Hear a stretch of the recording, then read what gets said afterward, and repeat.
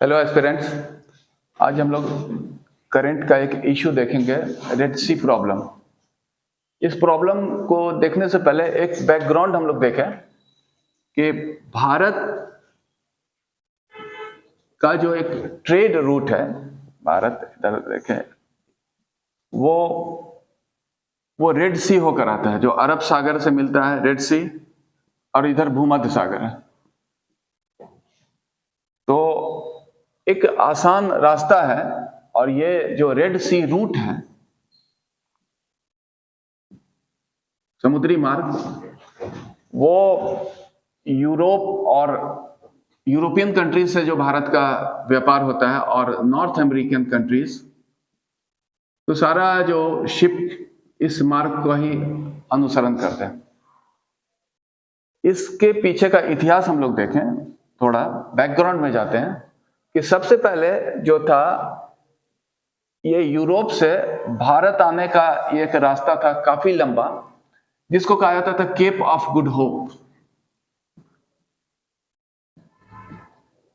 और ये जो समुद्री मार्ग, जो इधर एटलांटिक ओशन होता हुआ, इंडियन ओशन होता हुआ भारत था, इसका खोज किया था एक पुर्तगाली नाविक, बार्थोलोमियो डायस नाम था उनका, बार्थोलोमियो डायस। उन्होंने किया था 1488 ईस्वी में। और ऐतिहासिक घटना है कि इसी मार्ग को अनुसरण करते हुए 1498 ईस्वी में वास्को डी गामा भारत आए थे और कैलीकट में आए थे। और उसके बाद का तो फिर इतिहास ही है, कैसे यूरोपियन व्यापार करने आया और फिर बाद में अंग्रेज लोग भी इसी रास्ते से आए। तो खैर, ये तो था केप ऑफ गुड होप। उसके बाद फिर यहाँ पर भारत का जो अरब सागर से जुड़ता हुआ लाल सागर है और उधर भूमध्य सागर, वहां लैंड एरिया था, तो उसको काट कर एक नहर बनाया गया, सुएज नहर। तो सुएज नहर, सुएज कैनाल का निर्माण किया गया था। कैनाल जो था वो 1854 में, जो कि ऑपरेशनलाइज किया, चालू हुआ था 1859 से, 1869 से इसको शुरू किया गया था। अब इसके पीछे जो हुआ, फिर ये था फ्रांस और इंग्लैंड के कोलैबोरेशन से बना था। बाद में क्योंकि इजिप्ट की सरकार ने इसका नेशनलाइजेशन कर दिया था, उसकी वजह से नेशनलाइजेशन किया गया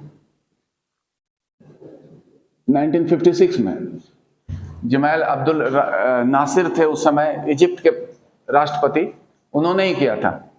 उसकी वजह से कुछ तनाव भी हुआ था उस क्षेत्र में, लेकिन फिर यूएन के इंटरवेंशन से वो तनाव खत्म हुआ। और फिर ये जो है एक बहुत ही विश्व के व्यापार का एक प्रमुख साधन के रूप में स्थापित हुआ था रेड सी रूट। और भारत के लिए तो बहुत ही महत्वपूर्ण है, क्योंकि वो एक बहुत बड़ा व्यापारिक, उसका जो पार्टनर देश है, नॉर्थ अमेरिकन और यूरोपियन, सारा जो शिप इधर से ही आता है। लेकिन हाल में इस मार्ग में जो एक जगह है, वो है बाब अल मंदब। तो ये जो जगह है, ये यमन, लाल सागर में यमन और जिबूती, ठीक है, ऐसा है, के बीच में पड़ने वाला जगह है, एक स्ट्रेट है। तो वहां पर क्या था, यमन में एक समूह बना है, रिबेल ग्रुप है, वो इस मार्ग से चलने वाले जहाज को बाधा पहुंचा रहा है, हेविली आर्म्ड है।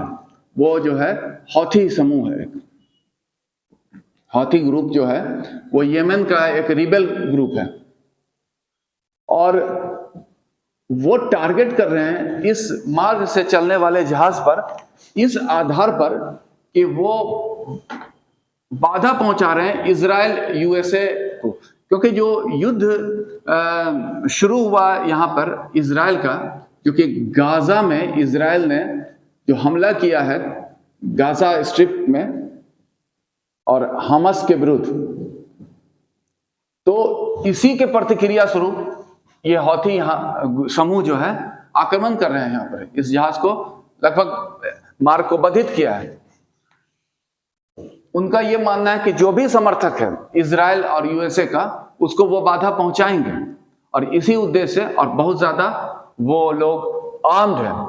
ये हौथी जो समूह है यमन का, वो एक उसके अभी जो लीडर है हुसैन अल हौथी, ऐसा है हुसैन अल हौथी, ये है इसके, जो कि यमन में एक समूह है शिया का, जैदी शिया समूह है, जैदी शिया समूह के लोग हैं ये लोग, और उसके ये लीडर हैं, और इनके जो अनुयायी हैं हसन अल हौथी के, वही है हौथी ग्रुप बनाए हुए हैं।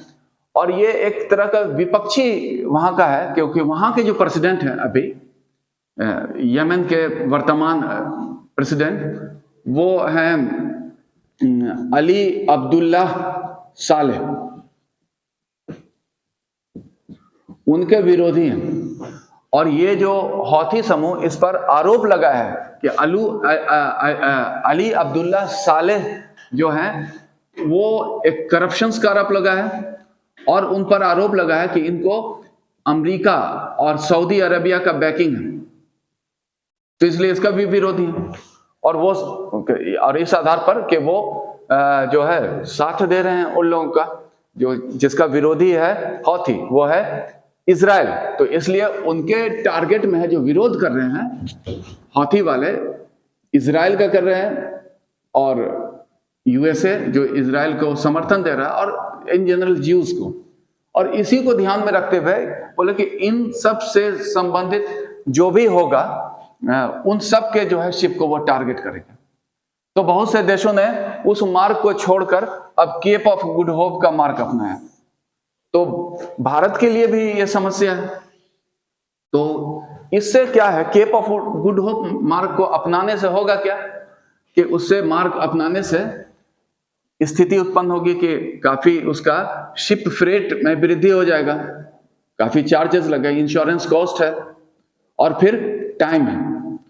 तो इससे काफी समस्या होने वाला है विश्व व्यापार पर, और ऐसा उम्मीद देता जा रहा है कि प्रोडक्ट की शॉर्टेज होगी, और अल्टीमेटली इसका प्रभाव जो है फाइनल कंज्यूमर पर पड़ेगा, दाम बढ़ेगा और स्थिति डिमांड को पूरा नहीं हो पाएगा। तो ये है समस्या। तो यही है रेड सी समस्या, कि भारत के लिए भी समस्या है, उसका व्यापार जो है नॉर्थ उत्तरी अमेरिका और यूरोपियन देशों से प्रभावित होने की संभावना है।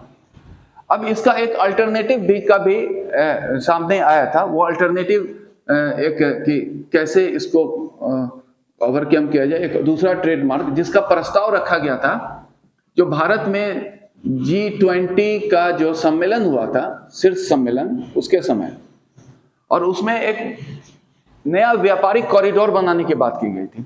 उसको क्या गया, IEMEC, ये G20 के मीटिंग में जो 2023 में हुआ था, उसमें फुल फॉर्म देखें, जो IMEC एक ट्रेड रूट है, उसका प्रस्ताव किया गया था। इसका फुल फॉर्म है इंडिया मिडिल ईस्ट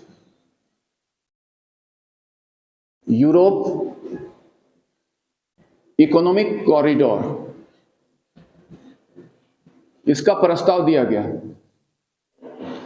जो कि जैसे हम लोग ये देखें, ये तो रेड सी है, इसके ऊपर पर्शियन गल्फ है, इस होकर रास्ता विकसित किया जाए, और वो जो होगा सिर्फ समुद्री मार्ग में, शिप, रेल, रोड, सारा चीज होगा। और भारत के संदर्भ में देखें तो भारत को ये जोड़ेगा पर्शियन गल्फ को, ठीक है, इंडिया को जोड़ेगा पर्शियन गल्फ से, और फिर उस होकर यूरोप भी समान जगह, रेल रोड सब सारा माध्यम है। तो इसका एक प्रस्ताव आया है, जो एक अल्टरनेटिव जो है ट्रेड रूट को विकसित करने का, और इसमें जो सिग्नेटरी हैं, सिग्नेटरी देश थे जो इसमें किया था, इंडिया के साथ जो है Saudi Arabia, UAE, European union के देश में प्रमुख रूप से जर्मनी,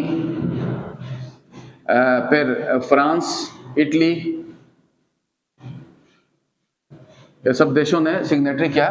ये अभी प्रस्तावित ही है, लेकिन अभी इस पर उस तरह से सीरियस काम भी नहीं शुरू हुआ है, लेकिन जिस तरह की परिस्थिति उत्पन्न हुई है रेड सी में, अब इस पर सीरियस विचार करने की जरूरत महसूस हो रही है। हालांकि ये जो परियोजना था जिसको कहा गया IMEC जो कॉरिडोर है, ये एज ए रिएक्शन था, ये प्रतिक्रिया के रूप में इन लोगों ने स्थापित किया था कि जो चाइना का जो है ये जो है जो इनिशिएटिव है रोड एंड बेल्ट इनिशिएटिव, उसके प्रतिक्रिया स्वरूप। लेकिन अभी जो रेड सी का जो प्रॉब्लम उत्पन्न हुआ है उसके लिए एक वायबल अल्टरनेटिव के रूप में ये माना जा रहा है, और यही है रेड सी से संबंधित समस्या और तथ्य। इसको हम लोग यहीं पे खत्म करते हैं। Thank you.